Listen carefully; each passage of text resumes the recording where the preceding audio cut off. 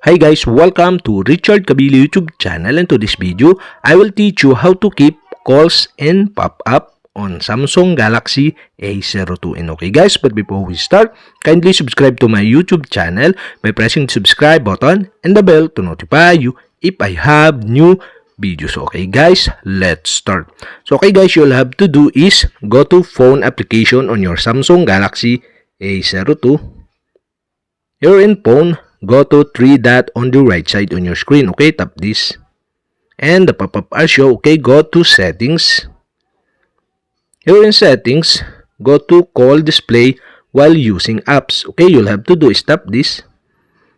Okay guys, here in call display while using apps, you can see the keep calls and pop-up. And on the right side, you can see the switch button. And okay guys, if this enable or turn on, after calls are answers, keep them and the pop-up. So okay guys, you'll have to do to keep calls in pop-up is turn on the switch button on the right side. And that's it. Okay, we have successfully keep calls in pop-up on Samsung Galaxy A02. And okay guys, if you have a question, kindly comment below.